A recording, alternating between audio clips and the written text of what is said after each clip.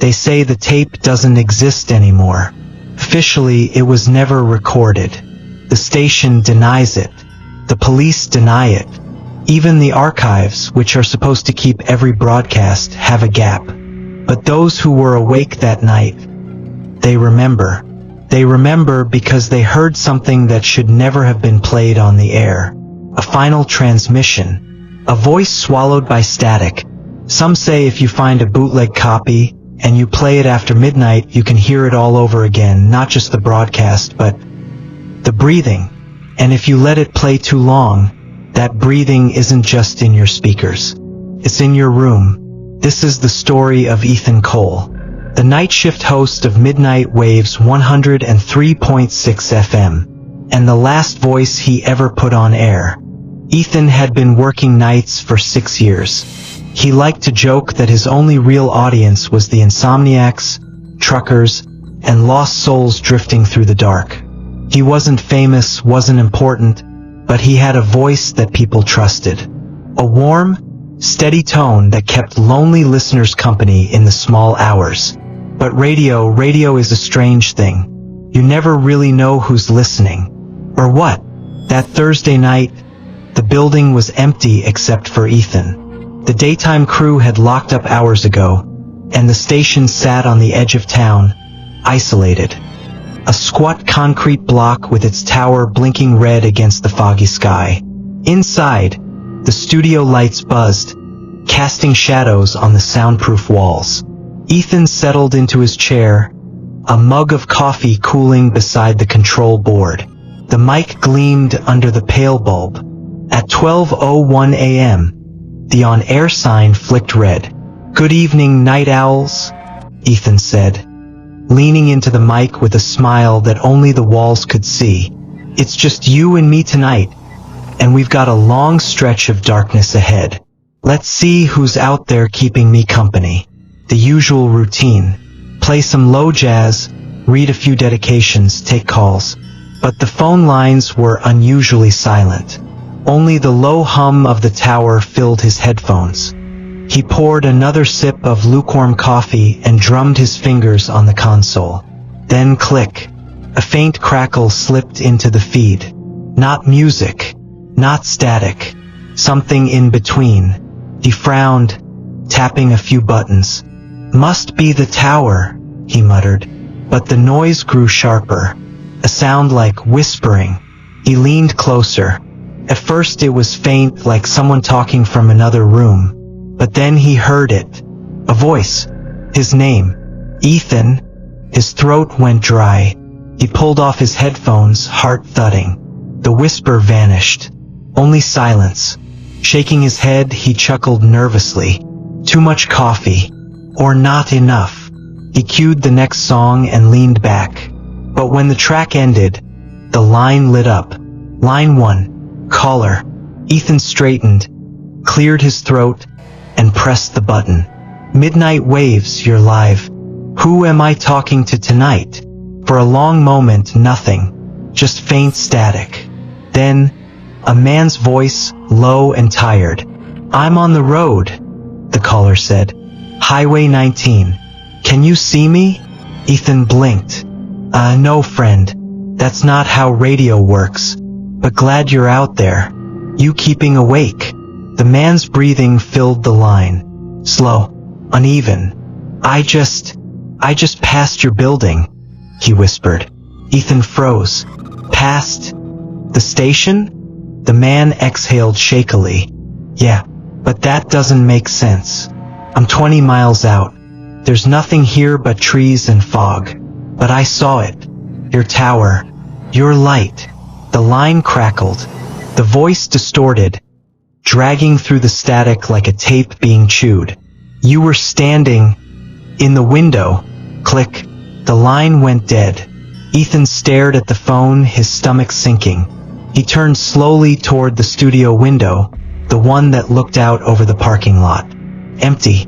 Just a wet, black stretch of asphalt glistening under the tower's red pulse. And yet, for a second, he could have sworn he saw a shadow move across the glass. The phone rang again. Ethan hesitated this time, his finger hovering over the button. The lines almost never rang twice in one night, not like this. But the red light blinked insistently, and the silence in the room was worse than whatever voice might be waiting.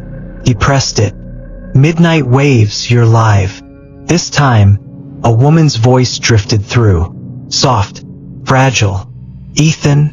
The way she said his name made his skin crawl, like she'd been waiting for him, like she knew him. "Who is this?" he asked, trying to keep his voice even. The woman inhaled sharply, like someone waking from a nightmare. "I heard you. I heard you say my name." "I didn't say your name," Ethan replied, glancing nervously at the mic. "You've got the wrong station." But the woman started crying. At first muffled, then louder, sobbing, as though something inside her had broken. Ethan sat frozen, the sound filling his headphones until it felt like she was right beside him in the studio. Then the sobs stopped. The line hissed with static. And the voice that came next wasn't hers. It was a chorus. Dozens of voices layered together. Some high, some low, all murmuring at once. "We're still here." Ethan's breath hitched. He slammed the line dead, ripping his headphones off. His hands were trembling now. This wasn't a prank. This wasn't someone drunk dialing a local station. This was something else. And yet, the switchboard lit up again. Line 2, line 3, line 4. Every light blinked, filling the board like a Christmas tree. One by one they rang. The studio filled with the shrill beeping. Ethan's stomach turned. No station got that many calls at once, not at this hour. His mouth went dry. Against his better judgment, he pressed line 2. "You're not supposed to be here," a gravelly male voice rasped. The line went dead. Line 3 lit up automatically. "They're watching from the glass." Ethan spun toward the studio window. Still empty. Just blackness.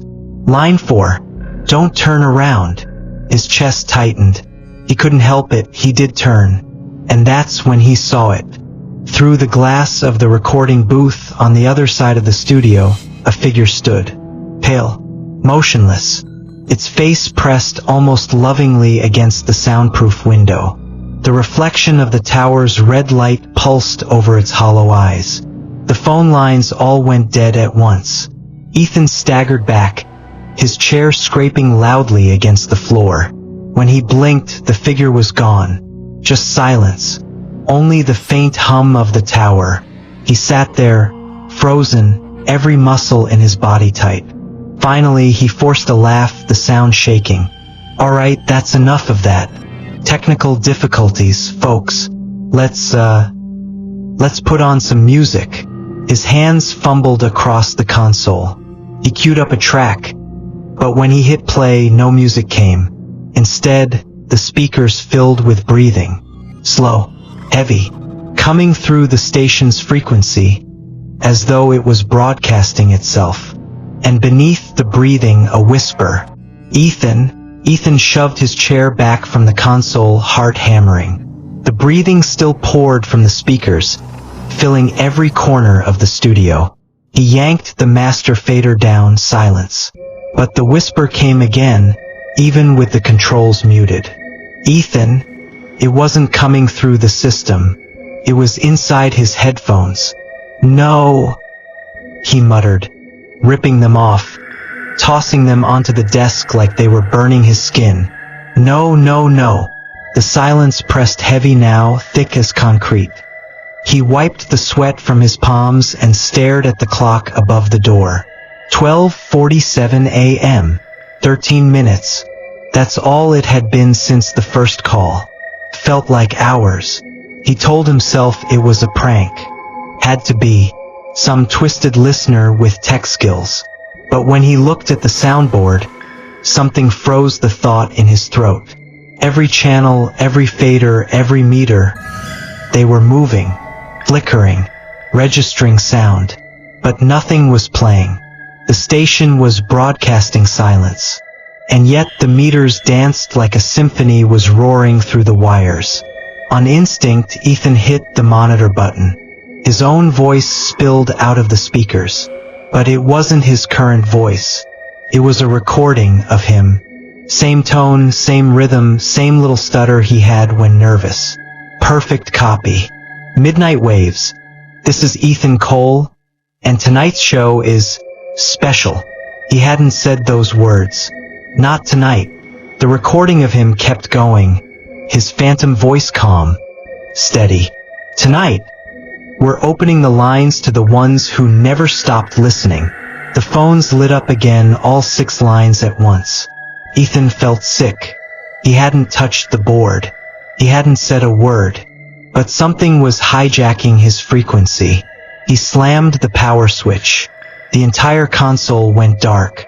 The studio lights cut out. The only glow came from the tower beacon outside, pulsing red through the window like a slow heartbeat. But the speakers still hummed. The fake broadcast, his voice kept talking. They're closer now, Ethan. They're in the halls. His chair squealed as he stood, heart racing. He glanced at the door. The narrow hallway stretched beyond, lit only by a dying fluorescent that buzzed faintly. A sound echoed. Footsteps, slow, deliberate, coming down the hall. "Hello," Ethan called, his throat dry. No answer. The footsteps stopped, just beyond the door. Ethan's pulse thudded in his ears. He reached for the door handle with trembling fingers, then froze. From the speakers came the sound of the door creaking open. But he hadn't touched it. The broadcast was describing him, narrating his every move. "Ethan stands at the door," the phantom voice said, calm, measured, hands shaking, wondering if he should open it. Ethan stumbled back from the console, his breath ragged. "Stop it. Whoever's doing this, stop." The voice didn't stop. "He's not alone anymore." The doorknob rattled violently. Something wanted in. Ethan backed into the far corner of the studio, every muscle rigid, his eyes locked on the shaking handle. His phantom voice spoke again, soft, final. "They're already inside." The door burst open. The studio door slammed against the wall, the echo ripping through the building like a gunshot. Ethan's breath caught in his throat. But no one was there. The hallway stretched empty, pale light flickering like a dying candle. Still, the air shifted, heavy, charged, as though something unseen had stepped into the room with him. The faint smell of damp earth and rust filled his lungs. He pressed himself tighter against the wall, staring at the doorway. "Who's there?" His voice cracked, thin, barely human. The only reply was the hum of the speakers, still alive though the board was dead. His phantom voice, calm, unhurried, kept narrating. "Ethan's hands won't stop shaking. He thinks he's safe if he stays in the corner. But he isn't." His skin crawled. Every word felt like a hook sinking deeper. The phone lines lit up again, all 6 at once, flashing violently. They rang, not with a normal tone, but with children's laughter. Ethan clamped his hands over his ears, but the laughter still bled through, seeping from the walls, the floor, the air. He staggered forward, desperate, and slammed every receiver down onto the board. The laughter stopped, but the line didn't go dead. Instead, a voice whispered across all 6 speakers in unison. "You should have answered." The fluorescent bulb in the hall popped, plunging everything into stuttering darkness. Red light from the broadcast tower pulsed in through the window, staining the studio walls like blood. And then footsteps again. Not one set, dozens, coming from every direction, up the stairwell, down the hall, across the roof. Too many. Ethan spun, frantic. The phantom voice followed. "He knows they're closing in. He knows he can't run. But he'll try. The sound of a chair screeching across the floor blasted through the speakers. The sound of his own chair. Ethan hadn't moved it. He bolted through the door, the hallway yawning before him, shadows twitching with every pulse of red light. His shoes squeaked against the linoleum, heart hammering so loudly he swore it would burst. The hallway stretched longer than it should have. Much longer. No matter how far he ran, the exit door stayed the same distance away, shrinking and growing, pulsing like a mirage. "He's not running toward the exit," the phantom broadcast whispered. "He's running deeper in." Ethan skidded to a stop, chest burning, panic choking him. He glanced behind him, shapes, figures, just barely visible, filling the hall. Pale silhouettes pressed shoulder to shoulder, unmoving, faceless. Watching, he stumbled backward, fumbling for the studio door. But when he turned, it was gone. Just more hallway stretching forever. The red tower light outside blinked once, twice, and went black.